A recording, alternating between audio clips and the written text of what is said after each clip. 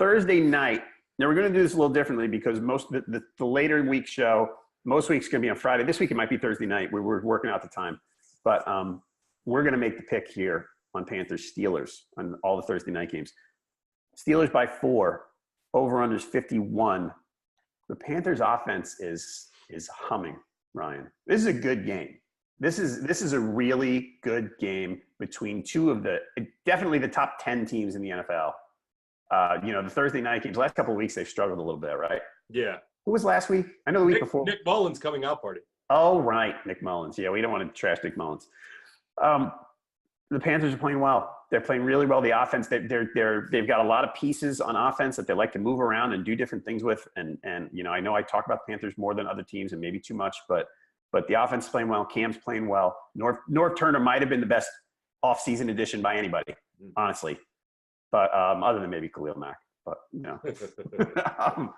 I don't know. I'm leaning Panthers because the spread's a little bigger than I'd expect. I think this game could go either way. And when that's the case, I usually take the points. How are you seeing this one?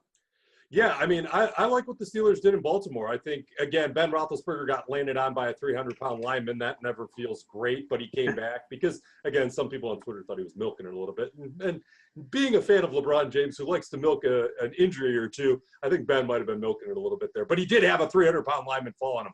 But same thing. It's like the Steelers are clicking. Their defense is much better than what they showed back in September. They're playing on their home turf. And here's the thing. When you look, I like the over in this. I know we have to pick the spread, and we'll get to that. But I love the over in this game because I think, like you said, Panthers offense doing a lot more than what we've seen over the last few years. Curtis Samuel might be the biggest surprise since he's returned because he's getting involved in all sorts of ways, and he's finding the end zone, which is delicious.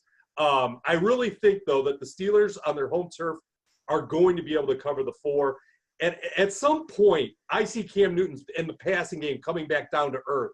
And I think that's where you see a reality check where you have the short week, you go on the road, and some of those things that worked out at home, it comes back down to earth a little bit. And I think the Steelers, they're so consistent in their offensive game plan that that's just going to keep moving. The Panthers, this is new territory for them. For this offense to be clicking and for them to just absolutely destroy the Buccaneers, although their defense did allow 28 points, and I think if Fitz had another quarter, that thing could have been interesting. I think they come back down to earth a little bit. I'll take the Steelers to cover the 4, but definitely the over. Okay. Yeah, over, by the way. 5 of the Panthers' last 7 have gone over. 7 of the Steelers' last 10 have gone over. Yeah, I don't know. The Panthers on the road, they had that comeback against the Eagles. They lost against the Falcons. And they had the game against the Redskins where they came up just short. They handed over a 17-0 lead on some turnovers. Yeah, Curtis Samuel, you're right. What they're doing is they're the lot of the wide receivers run. There's a lot of misdirection in that offense. It's actually really fun to watch. It's awesome. And the thing with Cam, the Steelers defense has perked up lately, right? That's been better. The thing with Cam is his shoulder, which has kind of been a nagging thing with him. He's throwing well. You look at the completion percentage, and it's really good compared to the rest of his career. He's throwing shorter passes and things like that, but he's not throwing downfield much. Like there's something there that's sort of affecting his downfield throwing, which sort of, as well as he's playing, and everybody here, trust me, thinks he should be the MVP, which is a whole, great, a little overboard for me, but a little bit. The downfield passing is not there for him. That's the one. That's the one missing link, and that's important. At some point, I think that might factor in a way that we're underestimating right now. But I don't know. Like I said, it's one of those things where just looking at this game, just looking at the numbers aspect of it, I look and I go, I think these are 2 evenly matched teams, and I know the Panthers are on the road, but I'm going to take the points. Just one other quick note, and then we can move on if you want to.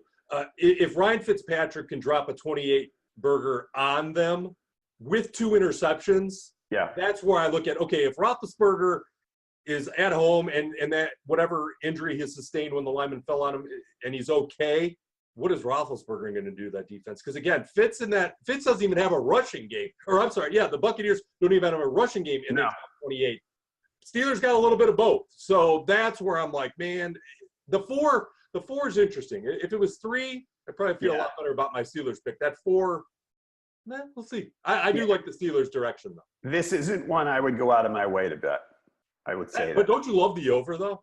Yeah, I do like the over because I think they're both the offense. I mean, Connor's playing great, and I think it's Yeah, I think I like the over 2.